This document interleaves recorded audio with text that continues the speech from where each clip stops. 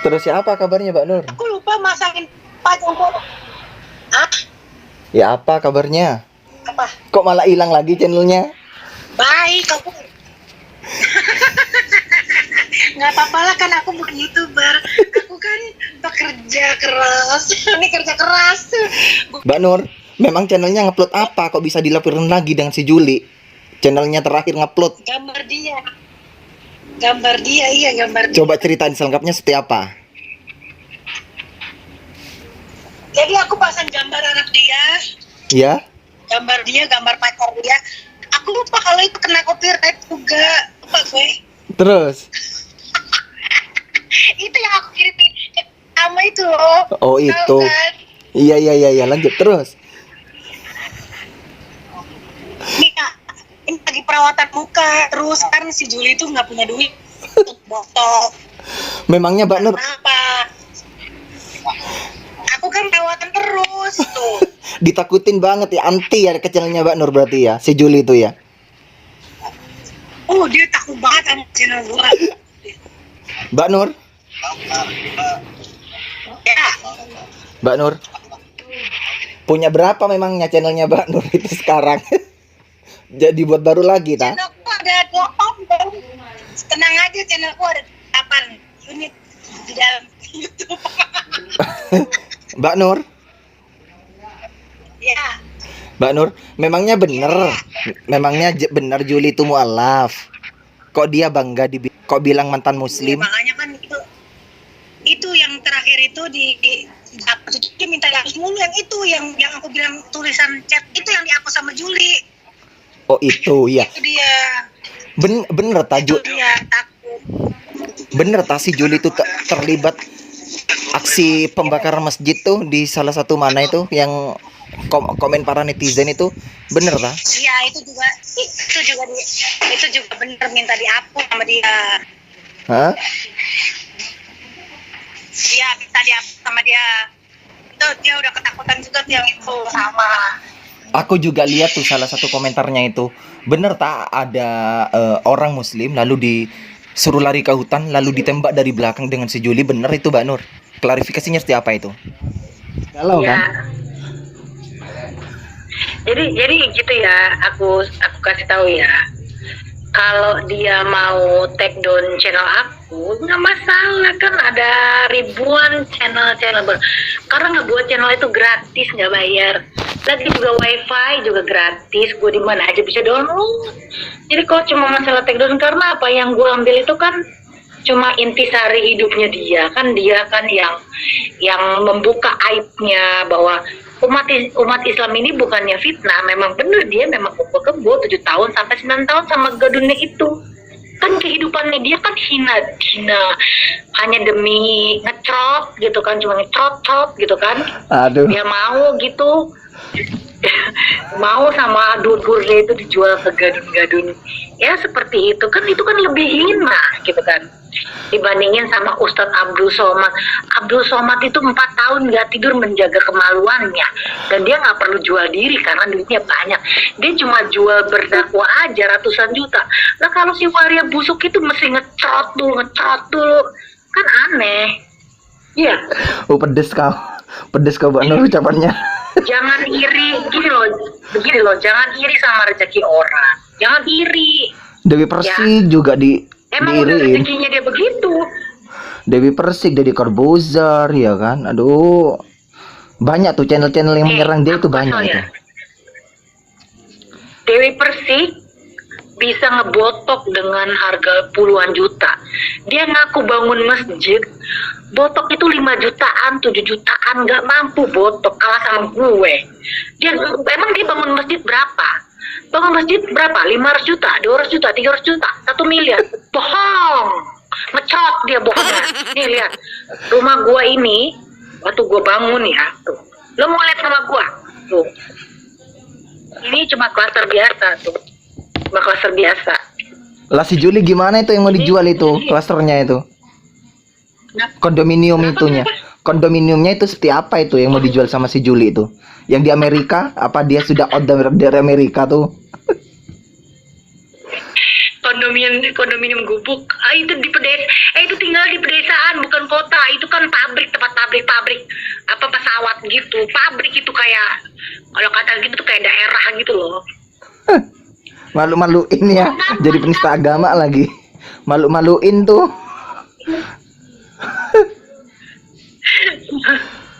Nuduh para ustadz, nuduh pesantren. Aduh. Tuh, Mbak Nur. Mbak Nur, masalahnya si Madura jadi perbincangan si Juli ini. Apa sih yang Juli ketahui tentang Madura ini? Karena nggak tahu, karena belum dipantai dengan orang Bandura. Si Juli ini udah tahu menista agama, ngomong-ngomongnya bukan tentang Madura lagi. Aku orang Madura loh.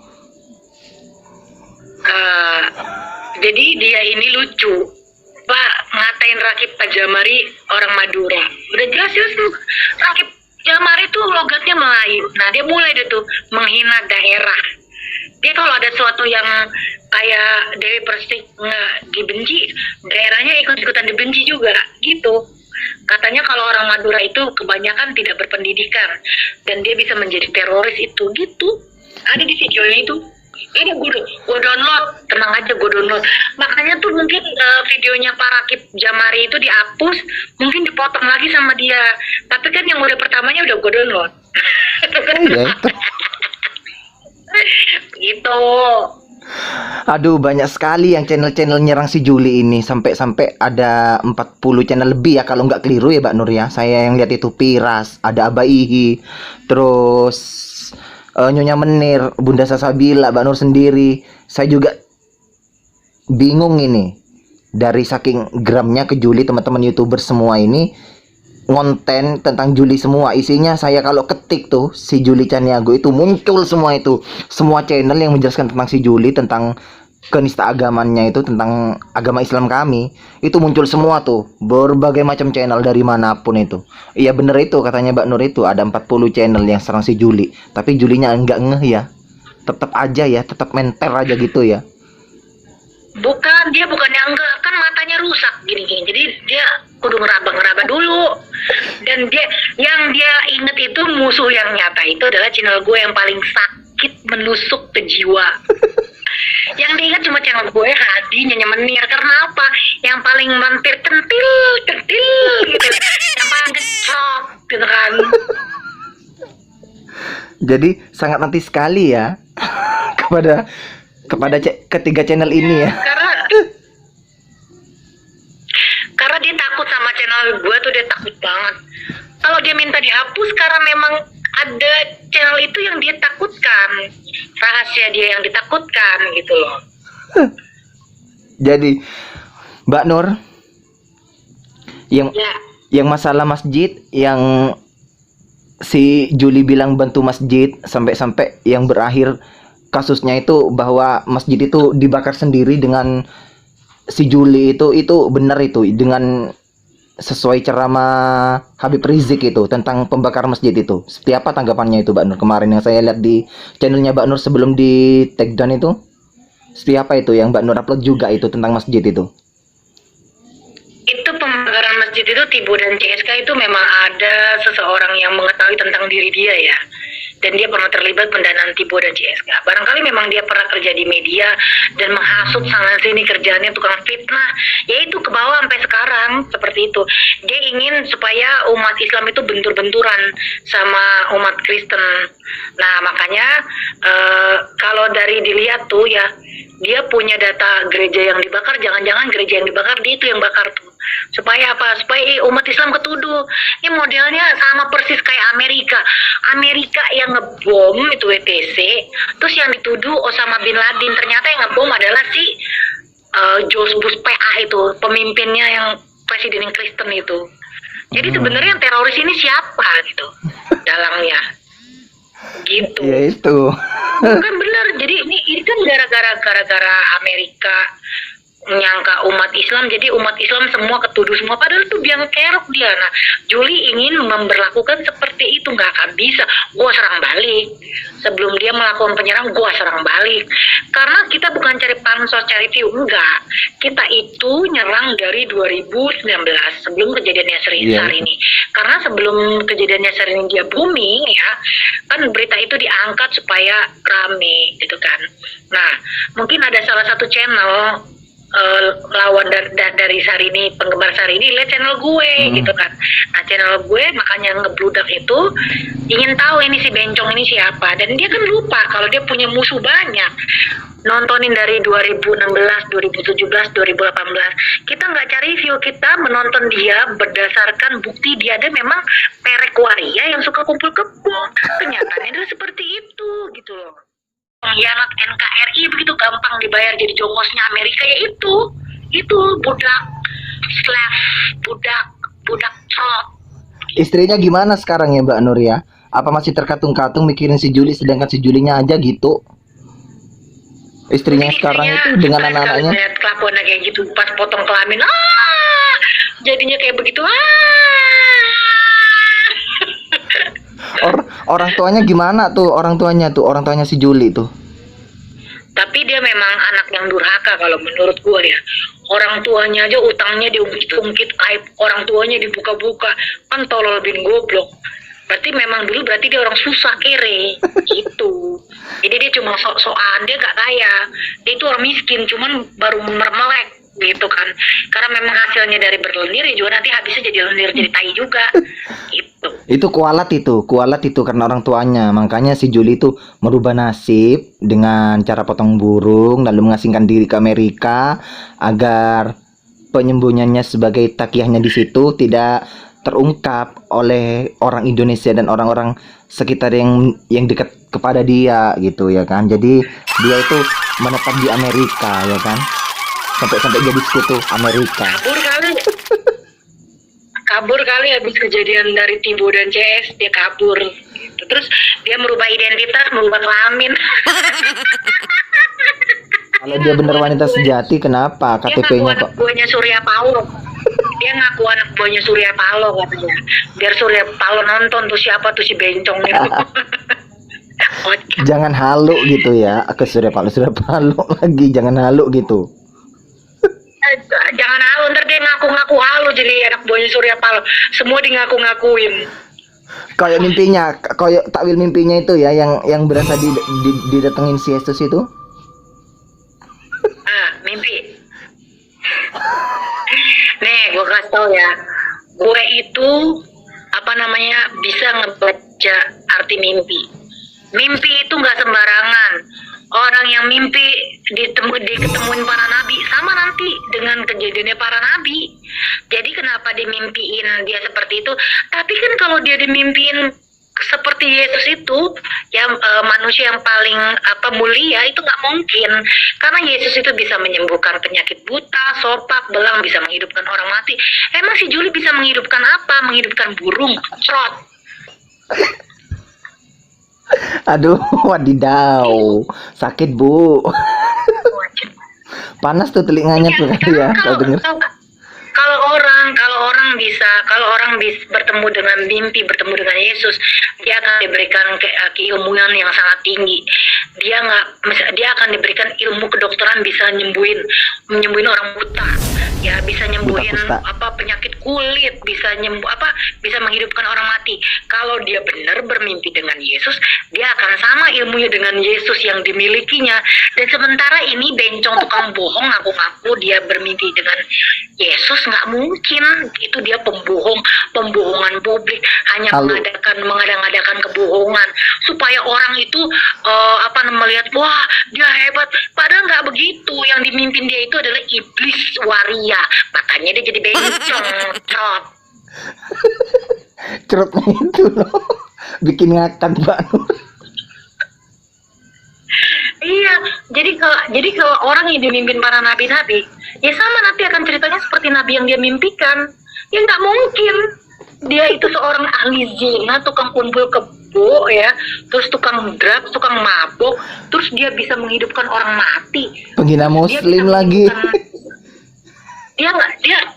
Yesus itu bisa menyembuhkan segala penyakit ya. Nah, si waria bencong itu bisa menyembuhkan apa? Menyembuhkan kaum seks dubur, kaum LGBT. Oke. Beda lah, jangan disama-samain ke orang. Gua paling nggak suka kalau ada orang bohong-bohong mimpi bertemu Yesus begini bohong. Coba dia suruh nyembuhin, lu bisa nyembuhin orang, lu bisa ngidupin orang mati. Bohong dia kalau misalkan dia bermimpi sama Yesus itu bohong. Oke. Mungkin kalau mungkin kalau dia misalkan dia dokter terus dia dimimpiin Yesus, tiba-tiba ada pasien, setiap yang pasien yang dia pegang sembuh. Nggak pernah yang namanya gagal, tidak pernah gagal, kecuali hanya atas kehendak Allah kematian diberikan penyembuh gitu. Jadi nggak mungkin dia bisa nyembuhin orang, menyembuhkan orang bohong itu ya bisa nyembuhin orang yang lemah syahwat sama para bencong ngecot gitu maksudnya. Nah kalau kaum muslimin yang kena kayak sehari ini gitu kena kasus dia tuh kayaknya tepuk tangan gitu. Kayaknya memang benar-benar kebenciannya terhadap Islam itu benar-benar luar biasa, makanya kita serang gitu kan. Musuhnya kan daripada dia jadi racun ya kan, iya, daripada dia racun mending yang kita racun gitu. Kita racunin dengan ya itu dengan menyerang kepribadiannya dia. Kan lama-lama dia juga malu loh, dia udah ditampilin pelacur, kalau udah ditampilin kayak gitu kan dia malu iya. lah. Musuhnya para selebritis lagi, ya. artis-artis papan atas ya kan. Musuhnya artis-artis lagi papan atas itu yang dimusuhin mereka itu. Ya bener sih katanya Mbak Nur, dia itu pansos memang orangnya. Mau pansos ke Deddy Corbuzier, Dewi Persik, Syahrini ya kan, Ustadz Abdul Somad ya kan. Dia memang mau pansos kepada mereka-mereka yang tenar ya kan, yang mengukuhkan Islam. Dia itu mau pansos, bahkan mau merusak selebritis yang berpaham tentang Islam ya kan. Mereka nggak suka melihatnya. Ya itu sudah si Julika Nyago ini. Betul. Lu tahu nggak itu komen-komennya dia tuh? Dia kan pakai akun bodong. Oke. Dia selalu ke komen-komen yang kayak video-video yang LGBT. Dia ada. Gue ngeliat, dia komennya ke LGBT pakai akun bodong. Dia selalu ngeliatin video-video orang-orang homo. Ya karena dia bencong homo. Karena dia ngatain Ustadz Abdul Somad homo. Sebenarnya homo itu dia yang menutupi, adalah dia yang melakukan dengan menuduhkan orang lain seperti itu. Iya itu. Nah, kalau gue bukan homo, dikatain homo kan kagak nyambung. Mau dari mana? Wanita nggak KW sih Mbak Nur ya kan? Mau emang dari mana? Sekarang dia mau fitnah gua. Kantor gua ada, tiap hari dia lihat gua di kantor, ya. Kantor gua ada, gua dalam situasi kerja ada. Jadi yang pembohong dia tuh gua, gitu. Kalau kita mengatakan kehidupannya real, emang dia tukang mabuk, kan dia sendiri memang dia ngakuin saya memang mabuk, dia sendiri. Kok dia nggak mau dikatain mabuk? Jadi yang mabuk siapa ini? Kok yang mabuk ngatain orang mabuk kan ngaco gitu loh. Lempar batu sembunyi tangan ya kan? Iya, lempar batu sembunyi tangan. Yang bencong dulu gue dikatain bencong, ternyata dia bencong waria. Lebih susah dari bencongnya gelagatnya ya. Terus dulu dia ngatain gue janda, ternyata gue bukan janda. Emang dia tahu gue bukan janda, gue punya laki gue ganteng ya, umurnya masih muda. Lu kejebak sama siapa, cerita siapa gitu kan. Nah kemarin kan itu laki gue pulang ngasih duit, anak gue dikasih duit. Terus udah gitu anak gue bilang kasih duitnya dikit gitu kan. Jadi sebenarnya dia itu cuma ngarang-ngarang belaka. Kalau laki gue nggak ada, gue nggak dikasih duit. Begitu. Jadi dia itu sebenarnya dapat cerita yang sama orang tuh dipermainin gitu. Iya itu benar Mbak Nur. Udah dulu ya. Oke. Makasih informasi.